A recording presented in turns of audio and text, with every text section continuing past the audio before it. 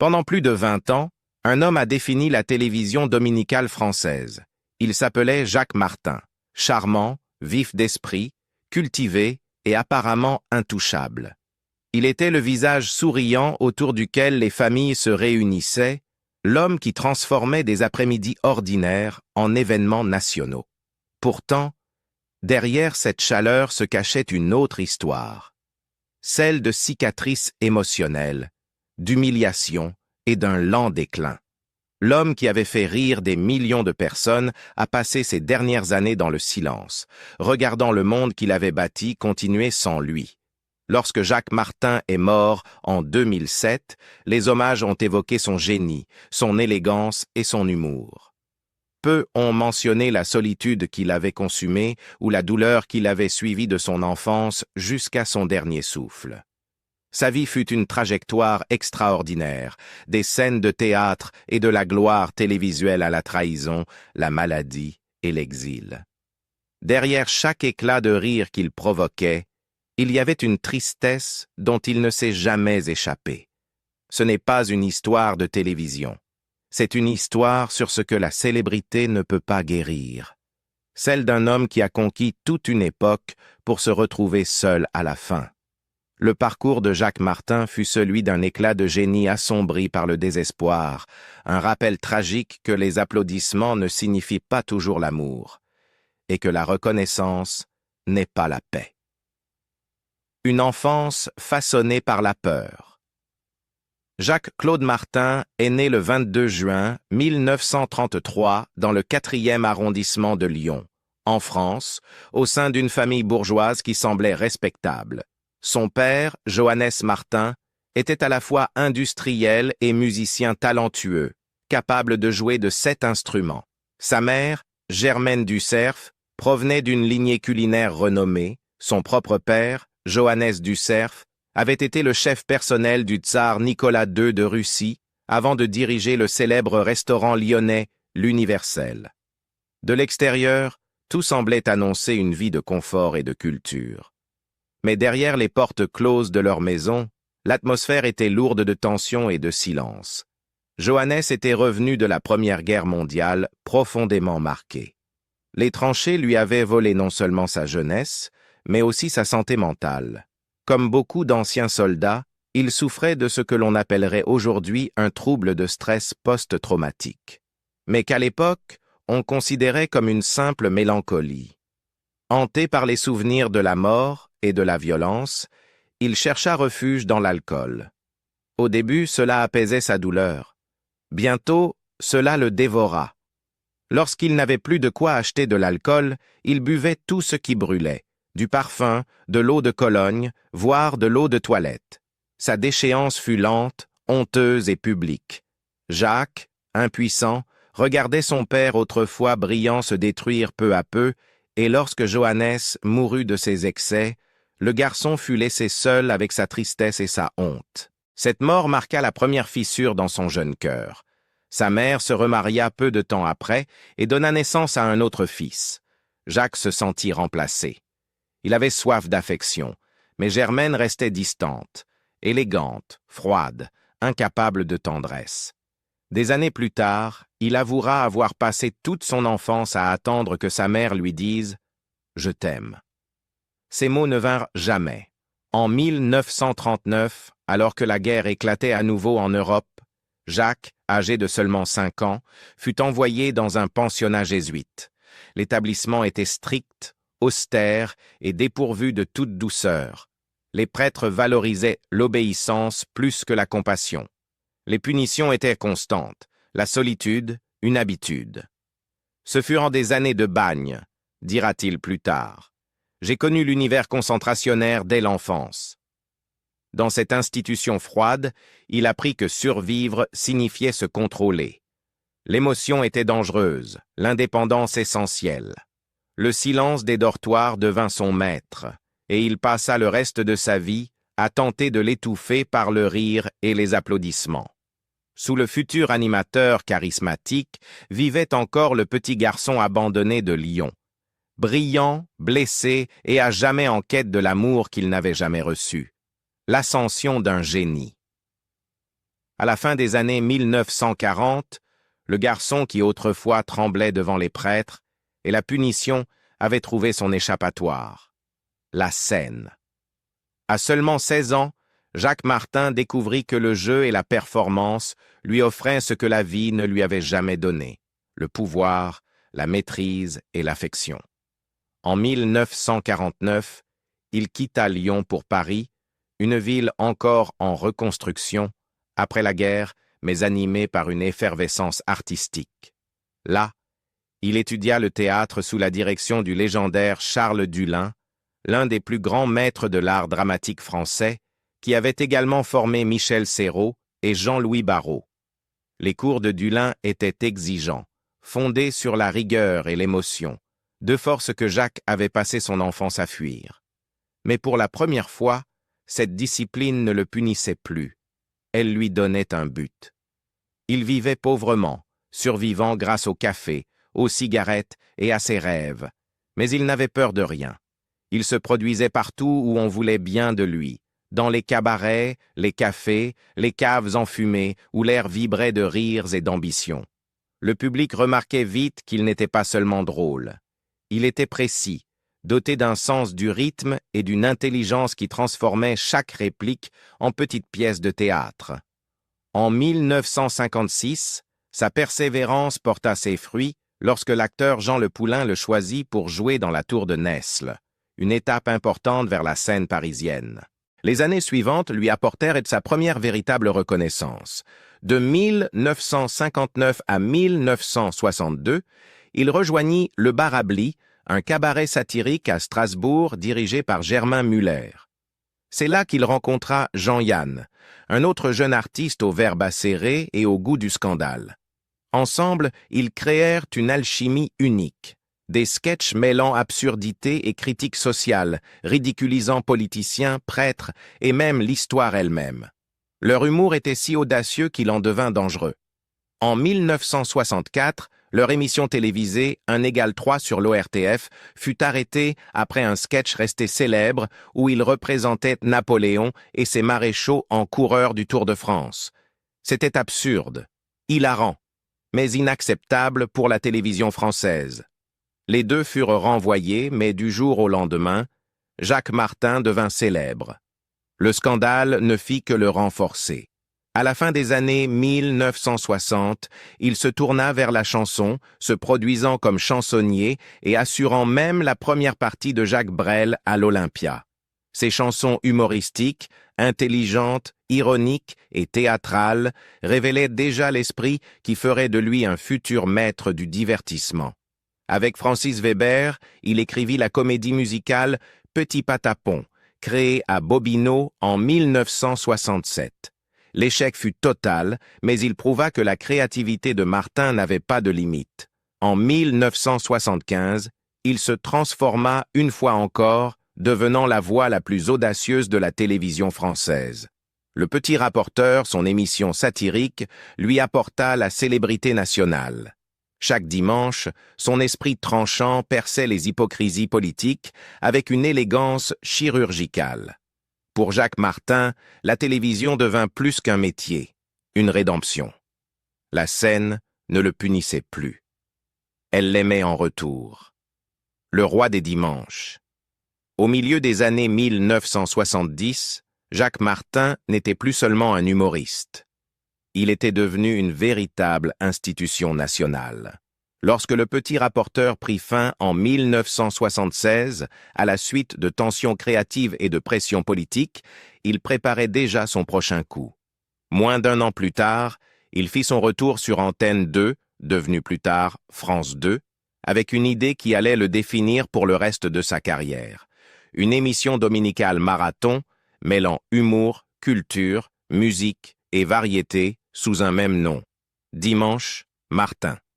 À partir de 1977, les foyers français s'organisèrent autour de son univers.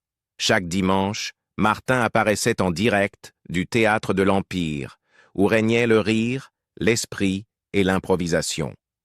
Il créa et anima plusieurs programmes sous cette bannière.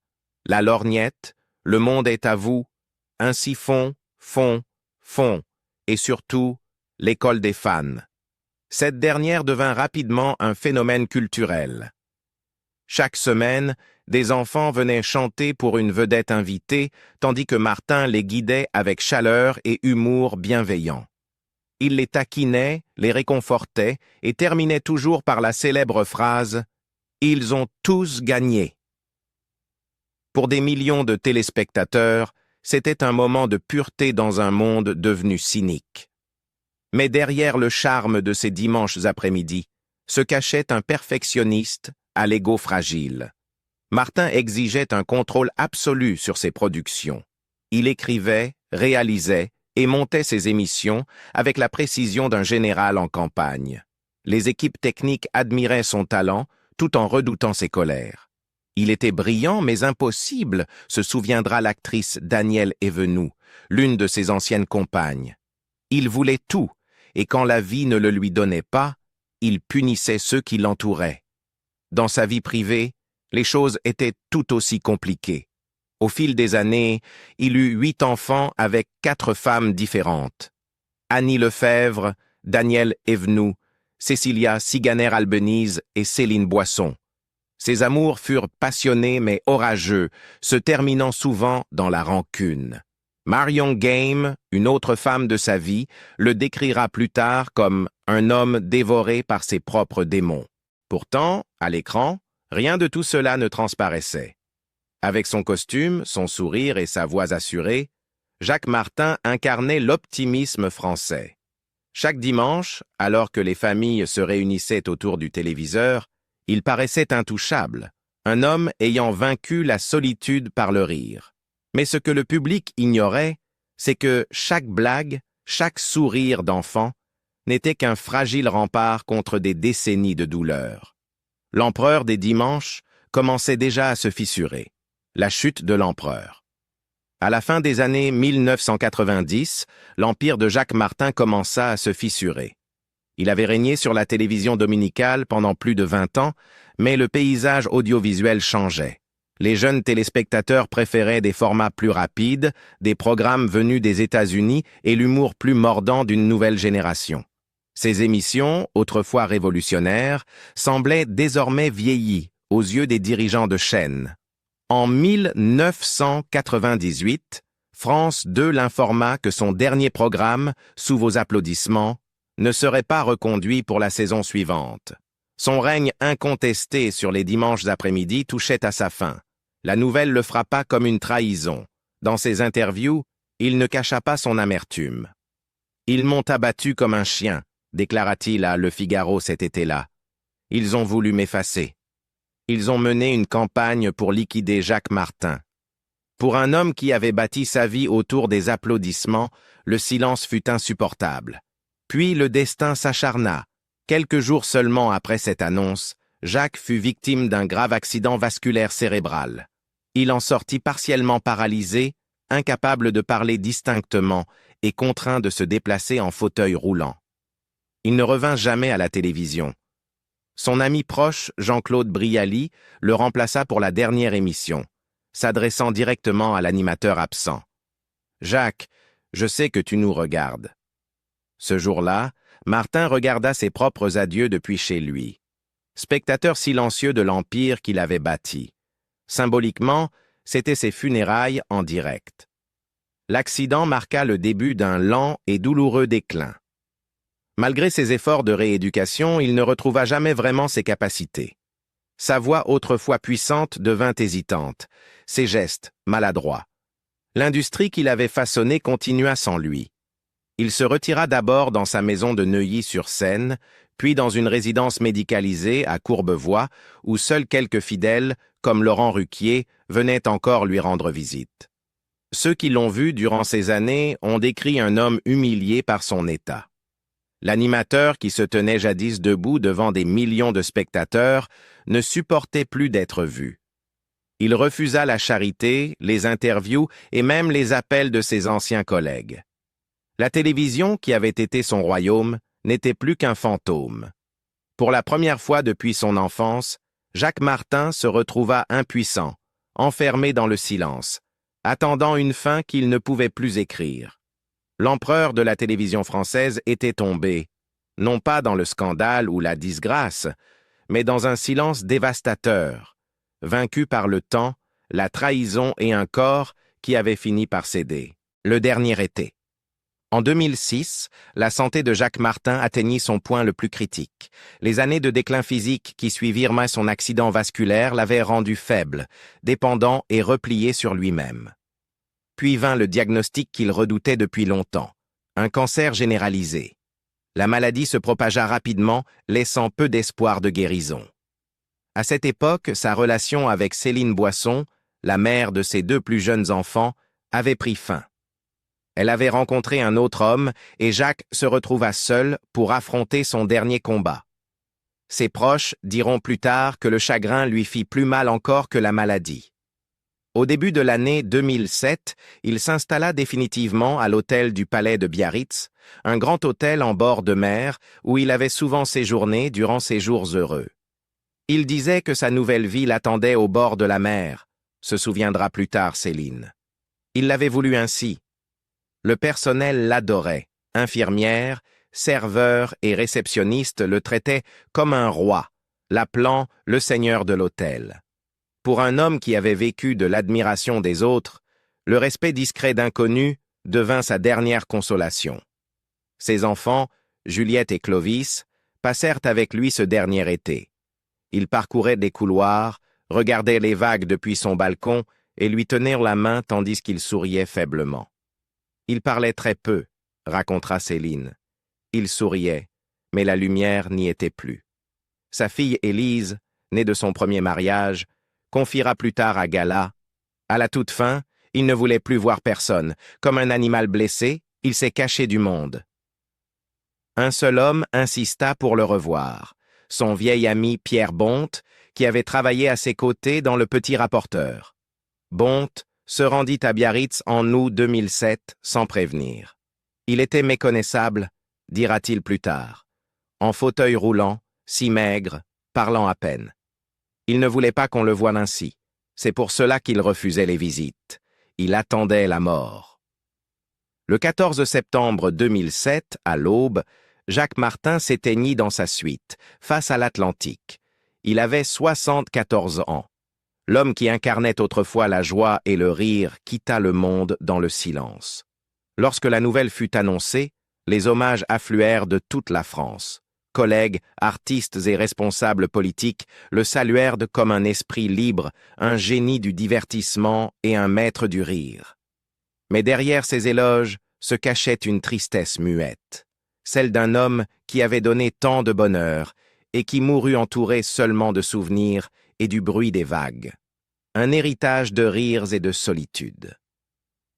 Lorsque la France apprit la mort de Jacques Martin, ce fut comme si le rideau se refermait sur toute une époque de la télévision. Pour des millions de personnes, il n'était pas seulement un présentateur. Il était le son de leur enfance, le visage des dimanches en famille, l'homme qui faisait rire sans jamais blesser. Sa disparition, le 14 septembre 2007, marqua non seulement la perte d'une star, mais aussi la fin d'un type de télévision qui n'existe plus. Dans les jours qui suivirent, les hommages affluèrent. La ministre de la Culture, Christine Albanel, le décrivit comme un esprit libre, impertinent et d'un immense talent. Ses anciens collaborateurs évoquèrent un homme à la fois exigeant et inspirant. Philippe Bouvard, son camarade des grosses têtes, le qualifia de « véritable artiste complet ». Il savait danser, jouer, chanter, écrire et improviser. Pour les animateurs plus jeunes comme Laurent Ruquier, il représentait bien plus qu'un mentor. Il incarnait la preuve que la télévision pouvait encore avoir une âme. Ses funérailles eurent lieu à la cathédrale Saint-Jean de Lyon, sa ville natale. Ses 8 enfants, David, Élise, Frédéric, Jean-Baptiste, Judith, Jeanne-Marie, Juliette et Clovis, se retrouvèrent réunis pour la première fois, entourés de centaines de personnes venues lui rendre hommage. Parmi elles, Cécilia Sarkozy, Michel Drucker, Daniel Gilbert, Chantal Goya et le chef Paul Bocuse. Après la cérémonie, son cercueil fut inhumé au cimetière de la Guillotière, auprès de ses parents, ceux qui avaient façonné ses premières blessures.